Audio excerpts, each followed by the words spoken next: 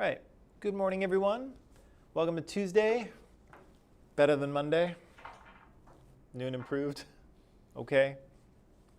Let me say good morning to some people who are here. So Ryan is here. Good morning to Ryan, or good evening, I guess. Azza's here. Hello, Azza. Good morning. Amanpreet is here. Good morning to you, Amanpreet. Abby's here. Good morning, Abby. And Nicole is here. Good morning, Nicole. And Shania is here. Hello, Shania. Good morning. Yes. So, where were we? Oh yeah, we're talking about culture yesterday, right? We're talking about human culture and how important it was for humans to learn it, right? Because not only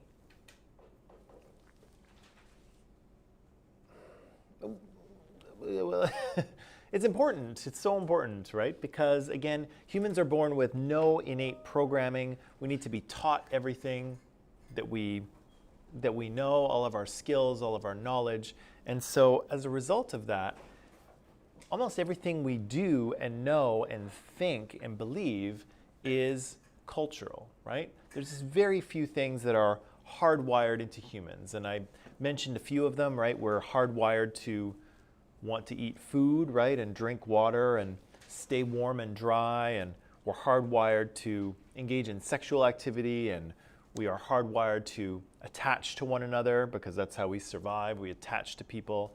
But that's kind of most of it, right? All of these other things that we do is all taught, right? And it is taught through the process of enculturation or socialization, right? And it's taught to us by at first our caregivers or our parents and the people around us, and later our teachers, later society. And of course, we are learners of culture, but we're also teachers of it, right? We constantly reinforce each other's behaviors, and we'll talk about that a little bit more today, and I'll show you hopefully some fun examples of that.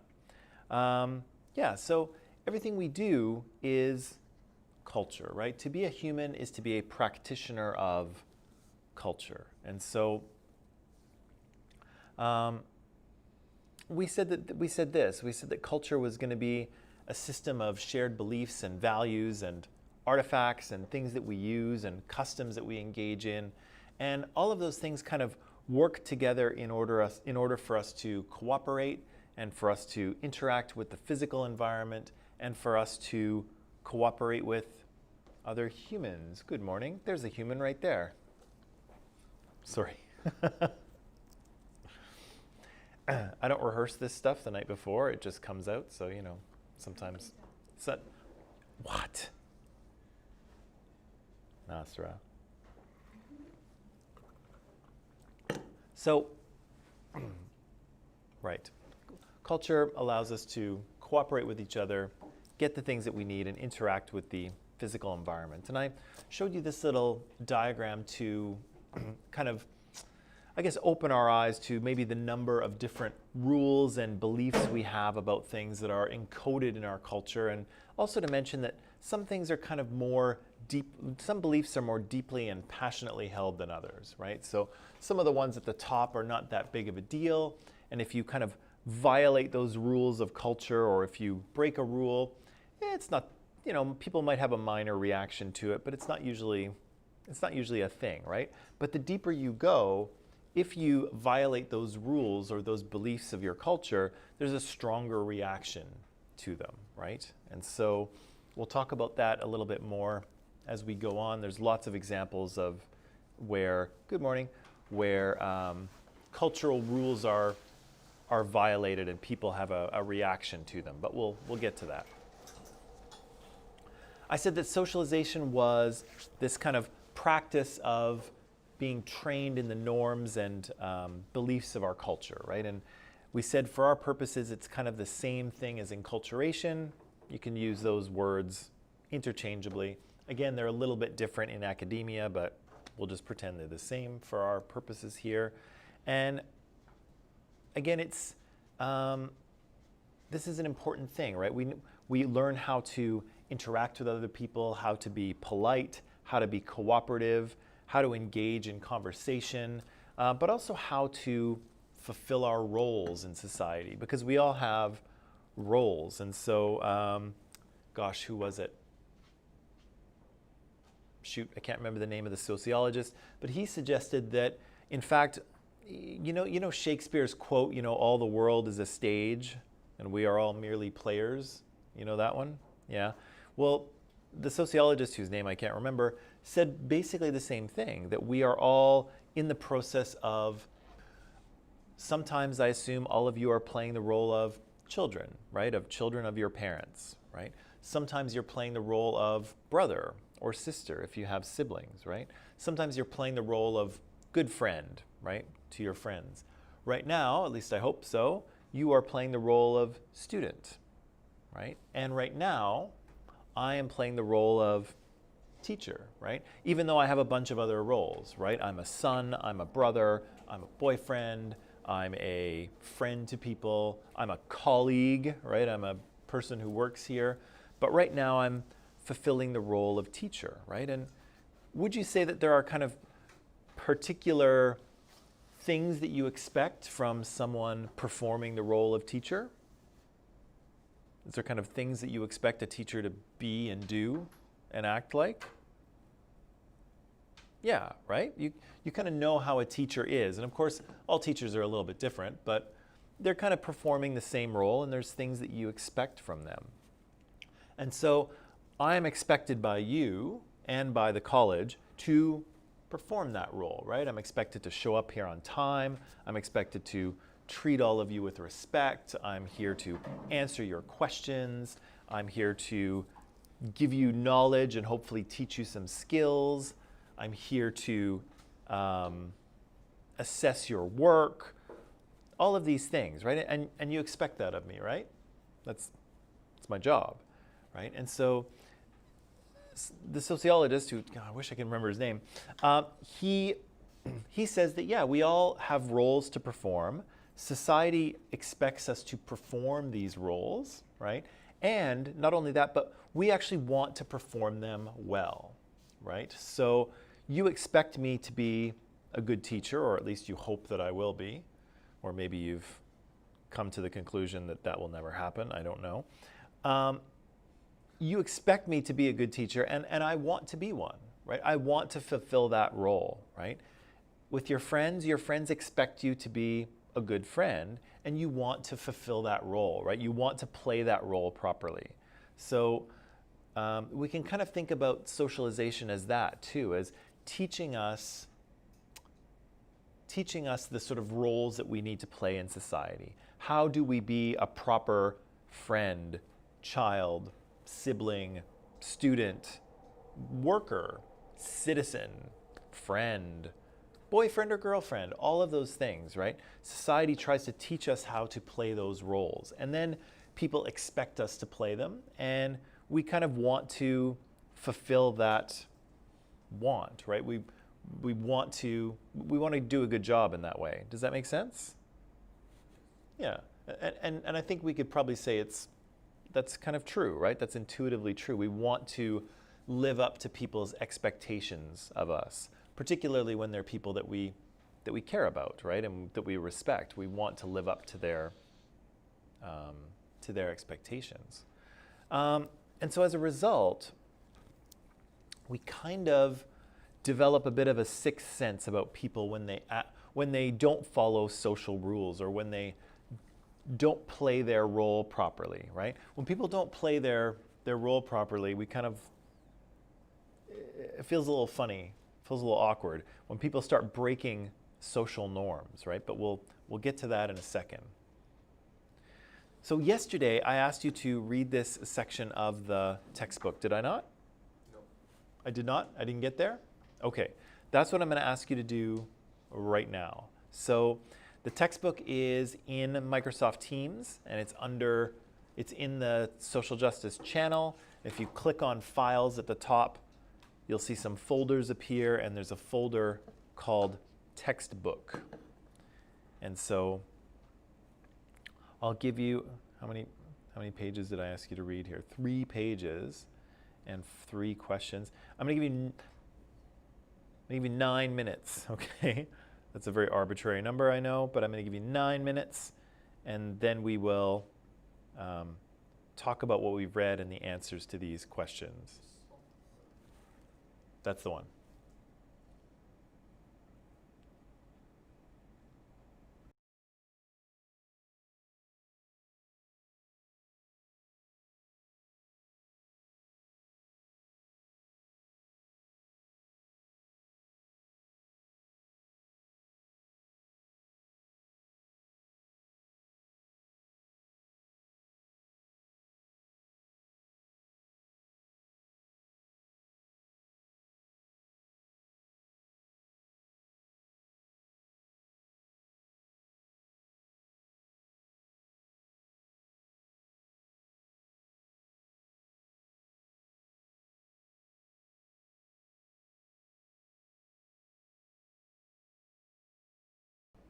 Should probably mention, I think when I said page 64, I meant page 64 of the PDF, not of the book. So that would be starting at page 56 of the textbook. Okay, so on the textbook page it'll say 56, but in the PDF it's page 64. Sorry about the confusion there. Does it make more sense to do the PDF page or the textbook page?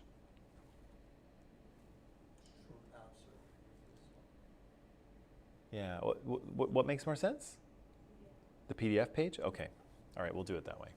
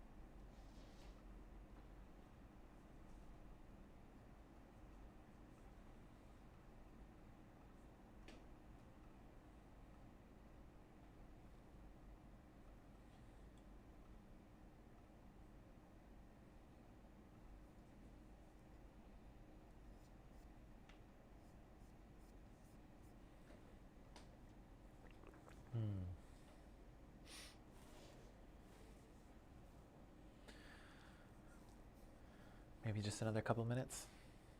Yeah, a couple minutes.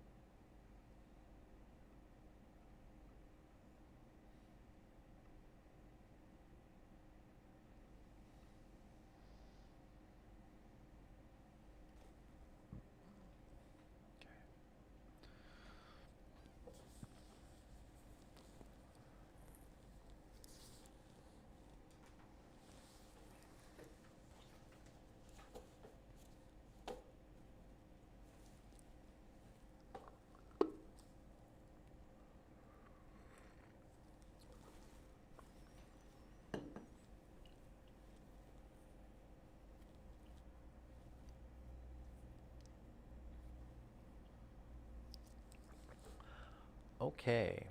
Okay. So before we talk about the questions, I just one other question I had for you. How do you feel about the reading level of this textbook? So just in reading it, on a scale of 1 to 10, 1 being, yeah, this is super easy to read, no problem. 10 being, wow, this is difficult to read. Like 5-ish, 5, 6? Yeah? What do you think? 4-ish? Yeah? What do you think, guys? Maybe 5? Okay. 5-ish? Okay. That's not bad. Mulder, where are you sitting there? 3 maybe? Okay. That's good, because this is this textbook is a little more geared toward university, so it's like a first-year university text. So it's a little more than, it's a little much for this course. But yeah, if you're kind of doing okay with it, that's perfect. And again, we're not going to read the whole thing. We're just going to read little pieces here and there. So that's good. If it's a little bit challenging, that's okay. And again, it'll give you a taste of what university texts are like, because that's what this is. Yeah. So first off, what the textbook talks a little bit about socialization, which we've discussed, and talks about the difference between values and beliefs. And what does the text say a value is in your own words? Value is the standard of what's good and what's not good. Right. So values are something that a society or a culture holds is good, right? How do we decide what things are good, what things are not good, what things we should try to do and be, and what things we should try not to do and not to be? Those are cultural values. And what are some examples that the text uses? Example of culture. Yeah. What's a cultural value? Or an example of a cultural value? Sitting next to somebody in a crowded bus is okay, but sitting next to somebody in a half-empty bus is totally weird. That is true. It is weird, right? But I think that's more of a norm. I think that's more of a cultural or societal norm. What's that? Say? Money, wealth. Oh, money and wealth. Yes, here in the West, we value money and wealth, right? And so we make a big deal about people who have a lot of it, right? So people pay a lot of attention to people like Bill Gates and Elon Musk and Jeff Bezos because yeah, they have a ton of cash, right? They've got more money than God, those guys. And hugely wealthy. And people like that, right? They look up to them. We don't think, "Oh gosh, they're horrible people with all that money." Instead, we look up to them and think, "Wow, it must be nice to have enough money to do whatever you want," right? So yeah, here in the West, there's kind of a cultural value with success and with money and having money. What else is a kind of a cultural value, would you say? So wealth and money are valued. What else is valued?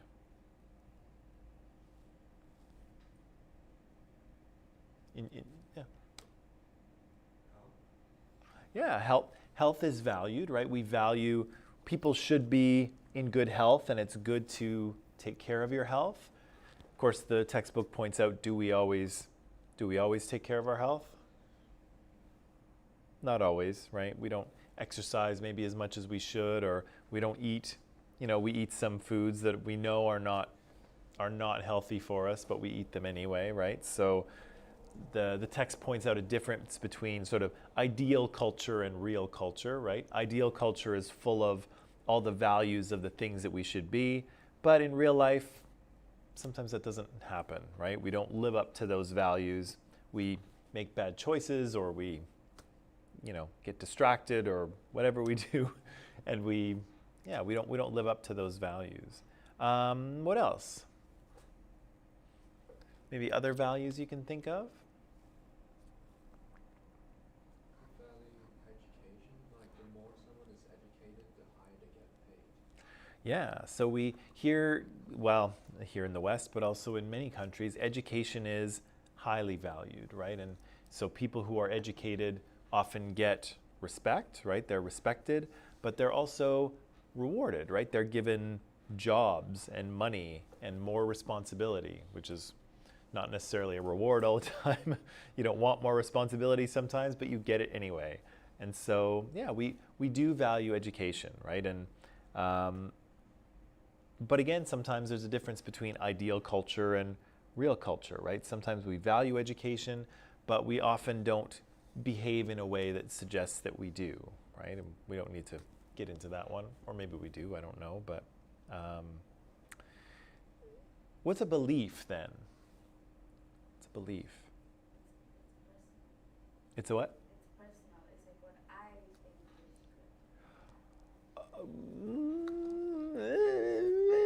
good. Well, you are correct in that the text points out that sometimes our individual values and individual beliefs can differ slightly from society, right? We can have, because again, I think we talked about this, I can't remember if we talked about it in this class or the other one, but we're not cultural robots, right? We're not all programmed exactly the same. We're individuals, and we have different views on things. So we have kind of a general, we belong to a culture and we generally agree with what that culture teaches, but we all have little individual beliefs and values as well, right? But beliefs are a little bit different than that. So values tell us what things are good and bad and right and wrong. Beliefs, what do beliefs tell us? Yeah, beliefs are things that a culture or a society holds to be true, right? And one of the examples they give is an idea that will come up a couple times in this course called meritocracy, okay? So meritocracy is the idea that we live in a world and a society where if you want to be successful, you just have to work hard. And the harder you work, the more successful you will be. And the people who aren't successful, well, they're not working hard enough. They need to work harder, right? That's a belief that we kind of hold here in this society and of course in others as well. Is it true?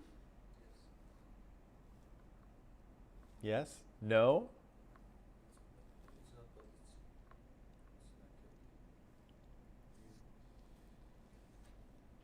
It's not, but It's true in part. culture you Yeah, cultures teach us that it's true, right?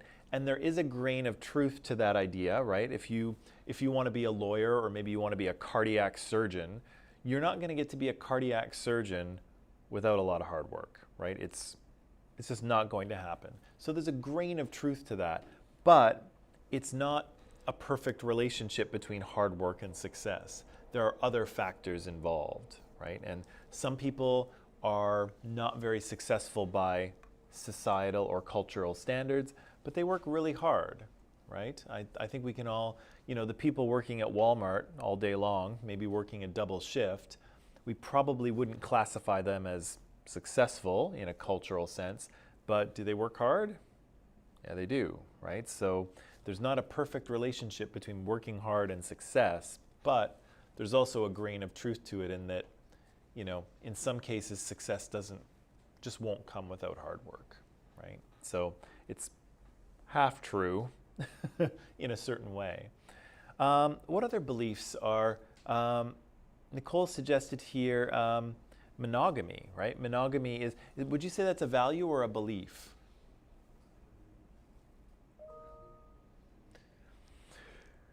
Belief tells us what things are true. Is monogamy true? Maybe not so much. Is monogamy a good thing? Yes, right? So monogamy in probably most of our cultures is a value, right?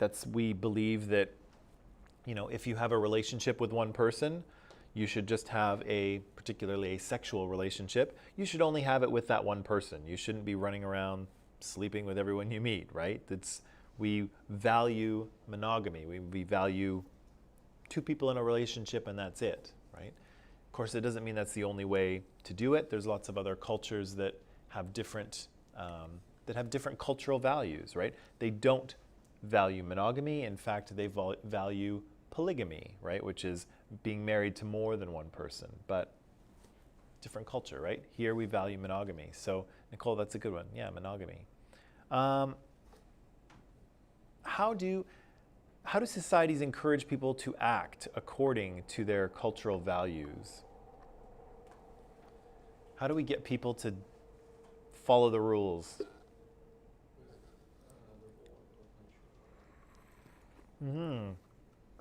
Yeah, we offer rewards and punishments. And they use a fancy word there, sanctions, right? And so if you follow kind of global news at all, you'll know that sanctions is a word that we also use in sort of a political sense as well, right? And so if, say, Iran doesn't follow the Iran nuclear deal, then there will be sanctions, right? Other countries will try to punish them a little bit to get them to follow the rules. North Korea has been sanctioned a number of times because they're not playing by the rules. They're not doing what other countries want them to do, and other countries will try to punish them to get them to follow the rules, right? And so in society, we do the same thing with other humans, right? We're constantly, rewarding or punishing each other, trying to get other people to follow the rules, right? And what's really interesting about this is that, again, that the textbook mentions that sometimes we have very formal punishments, right? You break the law, you get a fine or you go to jail, right? You cheat on your paper, you get a 0, right? And so sometimes, you get straight A's, you get a little certificate that says you're the best, right? So we constantly kind of formally reward or punish people. But what's really interesting is that we do it in a very informal sense often as well, right? Can you think of someone who, let's press pause on that and answer number 3, and then I'll come back to it. What is a norm? What's a social norm?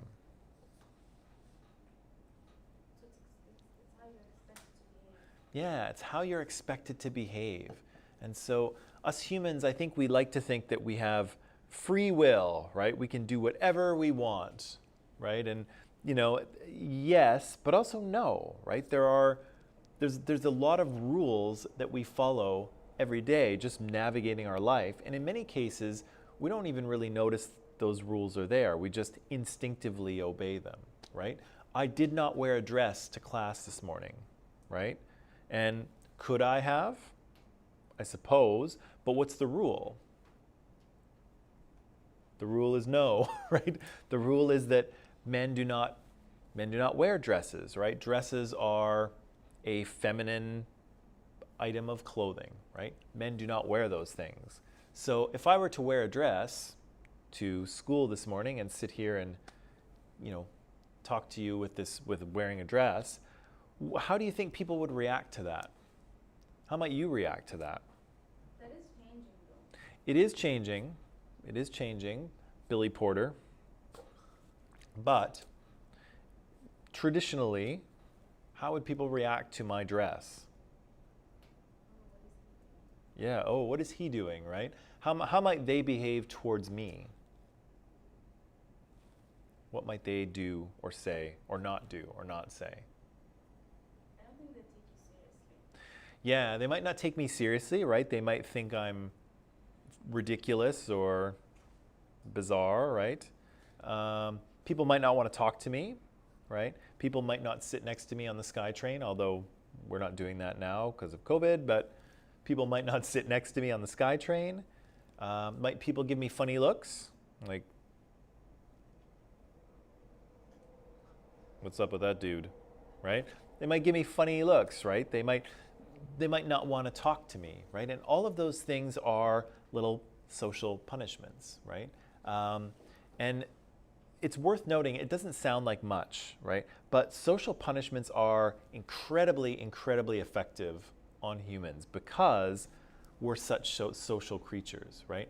To be shunned or to be punished by the group in a social way is a very strong deterrent for most humans. And you're nodding. Can you think of?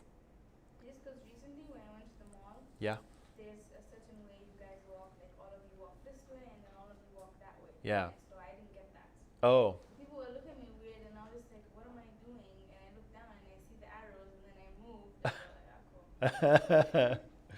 Yeah. So not only that, but we're very sensitive to that social pressure, right? So you're walking the wrong way, and you can almost sense that people are like, they're not doing anything obvious, right? Because they're Canadians and they're pretty polite. But you can almost tell they're like, why is she walking on the wrong side? What's up with this girl? Why is she doing this? Right? You can almost sense it, right? And it worked, right? Nobody had to say anything to you. You got back in line. Can you think of any other things that have happened to you, either at home or here, that was kind of like that? Where you were kind of like breaking a social norm, but you didn't really know it was a norm? I was walking up the stairs on the wrong way, and the other guy coming down cursed at me. That's a little much. But yeah, he shouldn't have done that. That's rude. But still, there was a social punishment, right? And again, I'm not agreeing with him. That was a jerky thing to do, but it worked, right? You moved, right? So yeah, it works, right? Those things work. What else? Have you noticed other things? I'm trying to think of something that's happened to me. It's a little harder because I'm, living in the culture that I was brought up in, so I don't break the rules so much unless it's an accident. But what else? Has anything else happened to you where you were like, whoops, guess I'm doing the wrong thing here?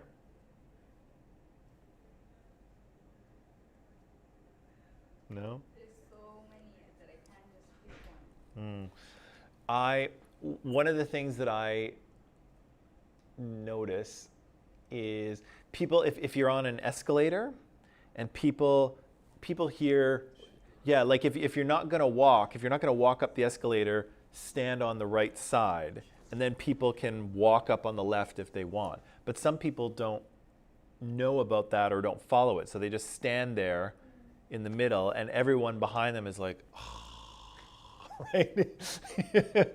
And so, yeah, but of course, if you're not looking behind you, you don't see this line of people going, oh. And of course, some people will say, excuse me, and go by, or they'll swear at you, apparently, which is not nice. But yeah, we have all these little social norms, right? And we don't even think about them all, right? We just move through our life following the rules, right? When you're buying clothes, when you're buying shoes, when you're choosing what to do with your hair, assuming you have a choice of what to do with your hair. Some of us don't have much of a choice, but that's another thing. I'm okay with it. When we move around through our lives, when we say things, when we do things, all of these, we're trying to follow social norms, right? And social rules. And because again, if we violate them, there are punishments, right? And sometimes the punishment is severe, right? If you murder someone, there's going to be a severe punishment, right? If you cheat on your exam, a less severe punishment, but there's going to be a punishment, right? If you wear a dress to school when you're a man, there may be some social sanctions, right? People may look at you strangely or not want to talk to you, right? And so we're constantly engaged in this process of trying to get people to follow the rules, right? And even, even to the point where it's unconscious, right? So when somebody's standing in the middle of the escalator and you're like, oh my God, right?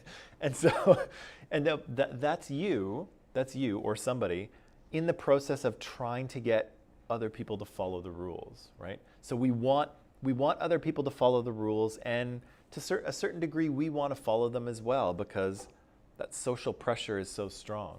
I can't remember the culture it is. It's an anthropological thing. But there's a culture where one of the punishments, one of the more severe punishments, so it's kind of like a simpler society, people living in a village and just farming by hand and stuff like that. And if you break a rule or if you do something bad, one of the punishments that the elders or the village might give you is that they will shun you for a month. And so basically everyone in the village will ignore you. They will pretend like you don't exist. You will be totally invisible to them. They won't look at you. They won't talk to you. They won't talk about you. They'll just pretend you're not there. And it is brutal. It is especially because think of your family and your friends. They just pretend that you don't exist.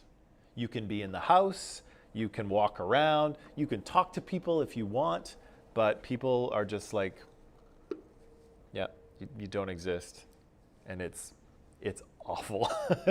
And it's very effective, right? So again, us humans we're social animals, right? We want to feel accepted, we want to feel connected, especially to the people that we love and that we care about. And so those kind of sanctions can be very, very effective on humans. We don't have to, go to, severe punishments or anything like that. You can just simply, for the next month, you don't exist. And it's awful, right? I have some things to show you, but do you want to take a little break? Yeah, let's take a little break, come back, and then we'll talk about I'll give you some examples of violating social norms that hopefully will be funny and entertaining. I hope.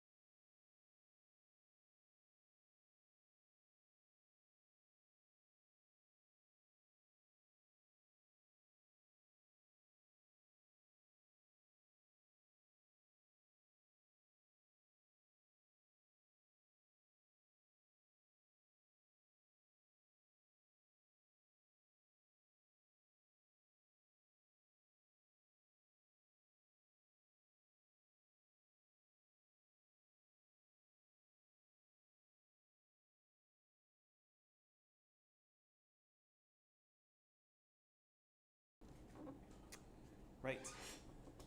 And we're back. Are we back? Whoops. Let me put on my mic. And we're back. So, values and beliefs, right? So, values were things that society felt was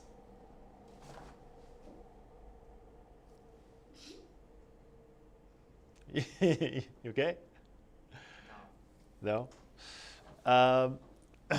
Okay, so values were things that society thinks are good, right? So the things we think are good and bad, right and wrong, those are values, right? Beliefs are the things that society thinks are true, right? And it doesn't necessarily mean that they are objectively true. It's just that society believes that they are, right? And that informs the way people are expected to behave and the things that people are expected to do, right? And then we have social norms, right? So standards of behavior that people are expected to follow. Sometimes those are formal, so we have written rules about what you may and may not do, right? And sometimes the norms are informal, and probably most of them are informal, right? There's a huge number of rules that we follow all the time in order to kind of make people feel comfortable around us, right? So when you're speaking to someone, should you make eye contact with them? Yes. Yes, you should. Not in all cultures, right? But in Western culture and maybe in our collective cultures here, yeah, when you're speaking with someone, you're expected to make eye contact, right? Because that shows that, yes, I'm paying attention to you, I'm listening to you, we're having an exchange here, right? But of course, there's a limit to that, right? Because too much eye contact is too much, right? You're not supposed to like stare at people for too long because people get uncomfortable, right? So, but you also can't make too little eye contact because then people will think that you're not being honest with them, right? If you keep looking away and not making eye contact, people will think you're not genuine. So we've got to figure that out as well, right? The right amount of eye contact.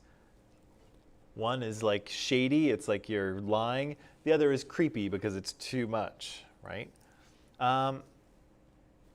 So we talked very briefly about the fact that yes, we could violate social norms, and we probably have, maybe by accident.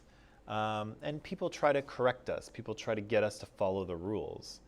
Okay, so these are just slides that I had, the things that we talked about.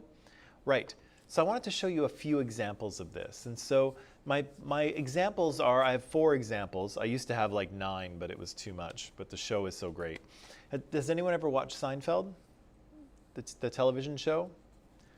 Very popular television show here in the West. As it says here, ran for about 10 years. And Seinfeld was very good at creating humor from this very thing, from finding a social norm and then getting someone to break it on the show and then having people react to it. Or finding a situation where what the social norm is not clear.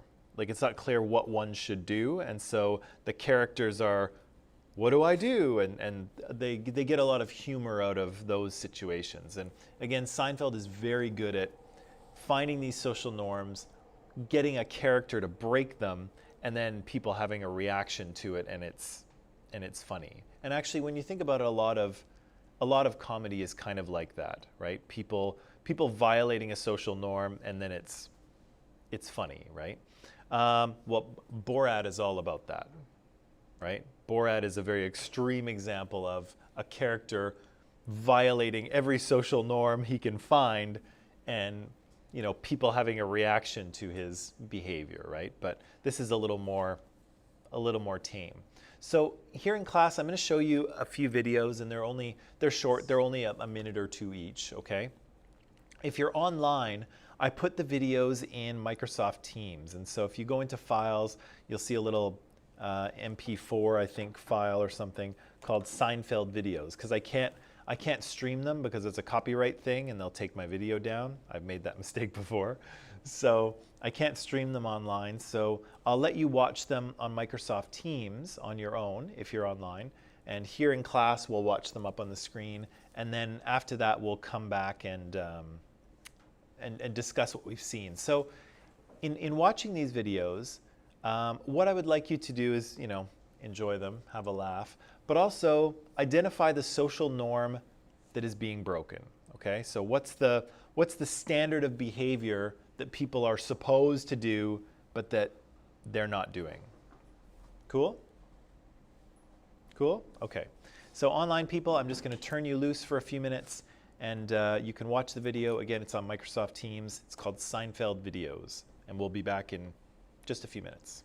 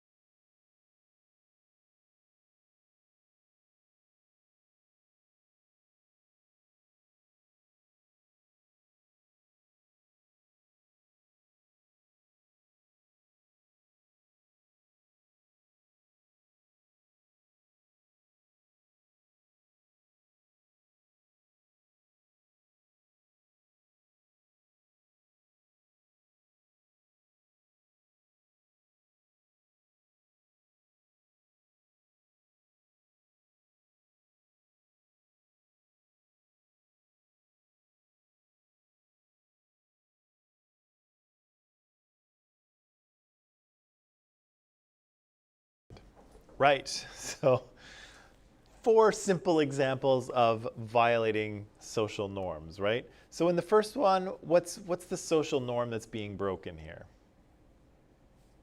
She's wearing the same dress.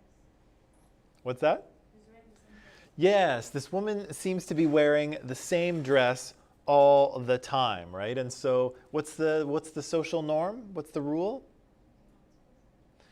Yeah, you're kind of supposed to have different clothes and rotate them, right? You're supposed to wear something a little bit different every day. And of course, we do wind up wearing the same clothes over and over again, but it's not supposed to be every day.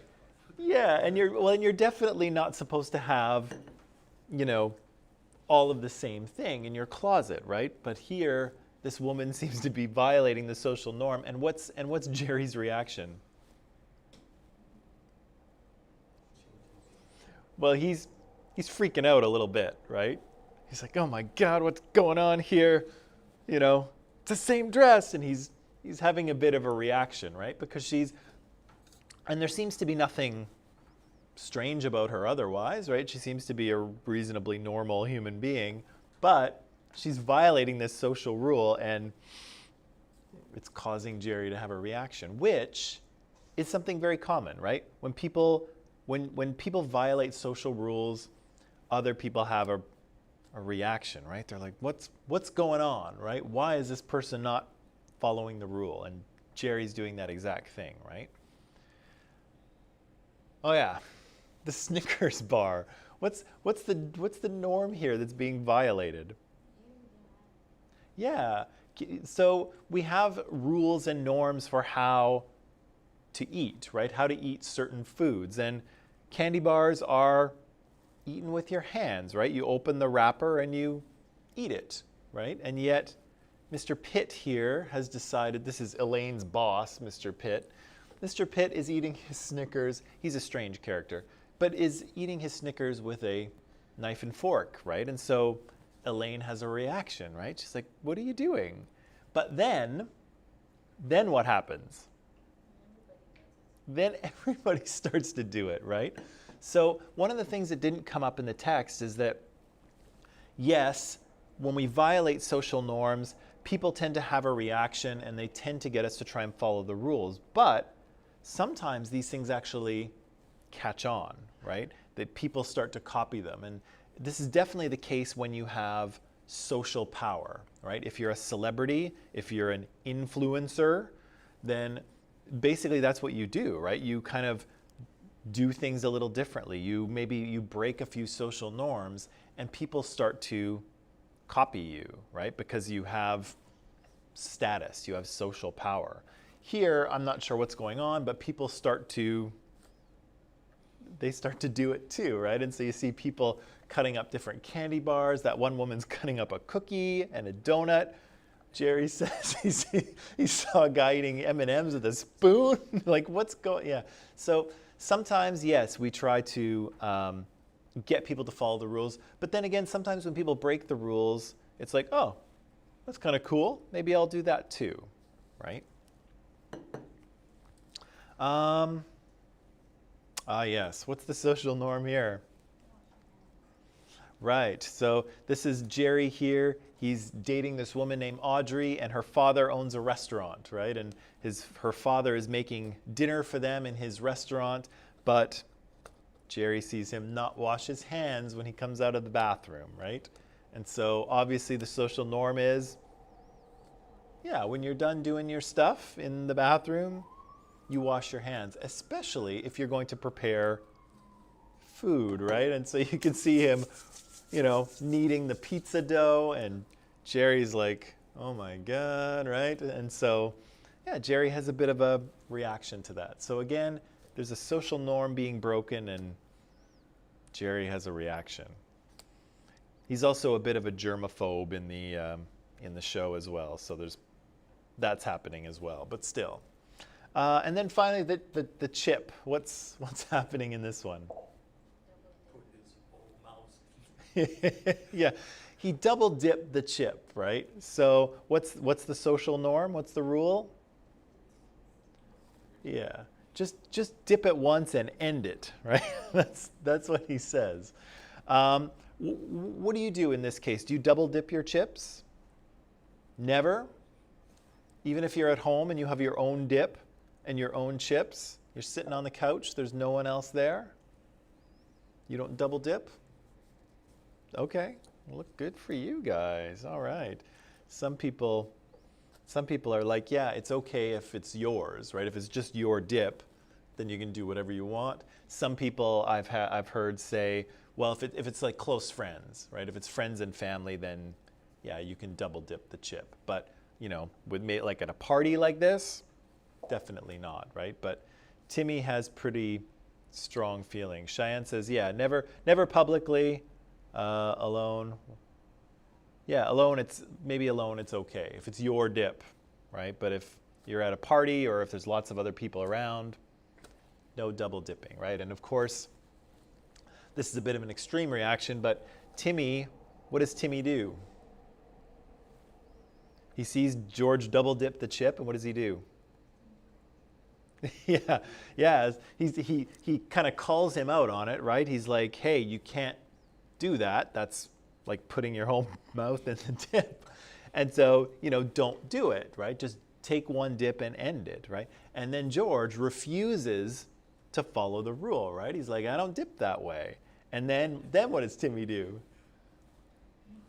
Yeah, he tries to like tackle him, right? So it's ridiculous, right? It's an extreme example, but it's what people do, right? We try to get people to follow the rules. And here, George has violated a social norm, and Timmy is trying to correct him, right? He's trying to get him to follow the social rule, right? But of course, it's funny, right?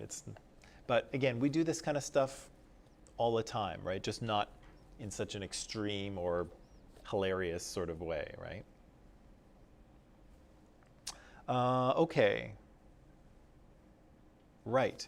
So again, this process of socialization is where we learn all these norms, where we learn these things that we should do and things that we shouldn't do. And again, those lessons and kind of norms and values and beliefs, they all become internalized, right? They become part of our operating system, if you will.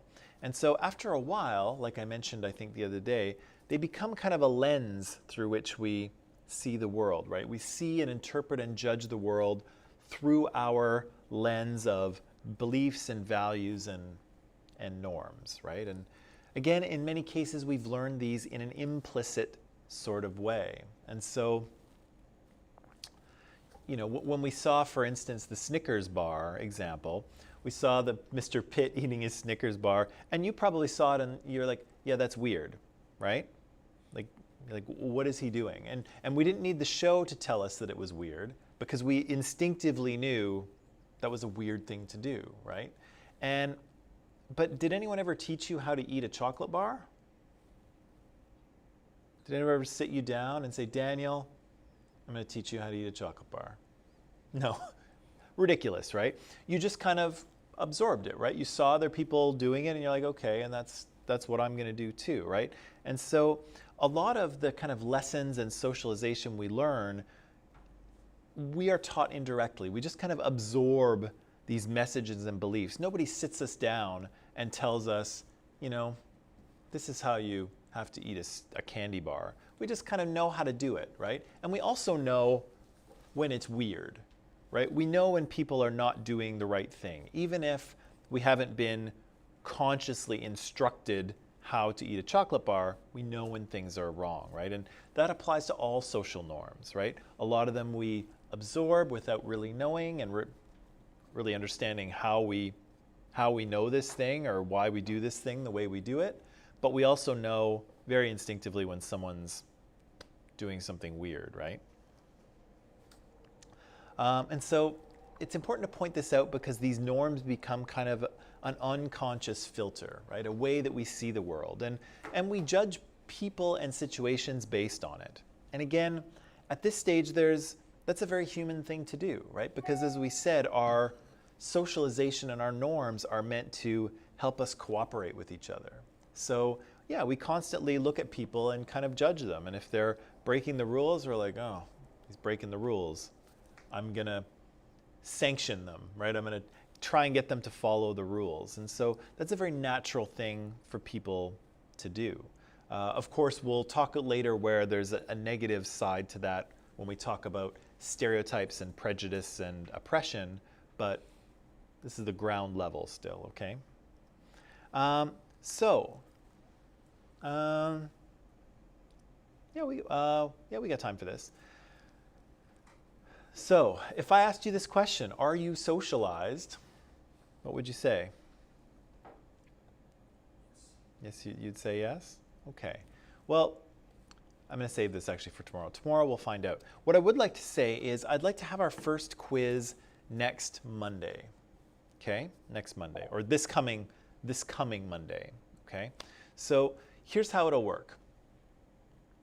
For online people, I'm going to do an oral quiz. So I will call you in Microsoft Teams and I will ask you a couple questions and you'll answer them verbally to the best of your ability, okay? If you're someone who's in Vancouver and in class and you've been coming to class, you'll come in here and you'll write a paper one, okay? Well, yes and no. The people who are online, I can't really get them to write a paper exam.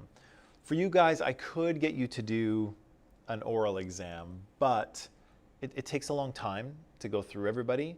And so, when we were in the summer term here, we were totally online, so there was no in-person class. And it took me like 2 hours to get through the entire class. So it's a lot quicker and easier to do it this way. But the important thing to remember here is that I actually recognize that it's a slightly different thing. So I kind of mark a little differently too. So I try to balance it out. So I try to make it fair. Okay? No. No, you may not. Neither may they. So what'll happen, and I'll put all this on Microsoft Teams so that you can review it. But so for you guys who are in class here, what we'll do is we'll start the quiz at 9 instead of 8, right? So at 8 o'clock, I'll start the quiz with the online people, and I'll do the oral quiz with them, and then I should be done by 9, and then you can come in at 9 and write your quiz, and then when you're done, you can leave, okay? So it's just, it's a little awkward, but it's just kind of how it has to work, and you get to sleep in an extra hour, so maybe that's okay. But that's kind of how we'll do it, okay? Just a question. It'll be, for you guys in class, it'll be probably about 5 questions. There'll be written questions, but they'll be reasonably short answer. What is socialization? Yeah. Socialization is blah, blah, blah, blah, blah, blah, blah, blah, blah, blah, blah, blah, blah, blah, blah, blah. Right? So maybe a few sentences, 2 or 3 sentences. I might ask you to name 3 things or something, so you might point form those 3 things. So they're not big paragraphs, they're not essays or anything like that.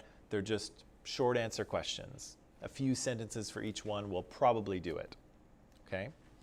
And again, for online people, I'll ask you less questions in the interest of time, but you'll have a little more time to kind of explain your answers. So again, the 2 quizzes are a little bit different, but I mark them in a way that I try to make sure that they're fair, okay? Yeah, and so that's how it'll go. And we'll get that first one out of the way, and then you'll kind of know what to expect, right? Because the first one you never really know, but after that, you know how it goes. So we'll do that next Monday, or this coming Monday, I should say. I'll post the info on Microsoft Teams so that it's there for you to refer to. And I'll also post the class range that the quiz will cover. So it'll probably be like classes 1 to 10 or something. So today is 6. So 10 will be Friday, I think. Today is 6. And it's Tuesday. 7, 8, 9, I guess. So maybe it'll be to 9. Classes 1 through 9 will be on this quiz. But I'll put that in Microsoft Teams too. Okay? So yeah, so that's how we'll do it. We've got a few minutes left, but maybe because I want to get into something else here, I'll press pause. Does anyone have any questions or things that they want to ask, or things that kind of occurred to them in the process of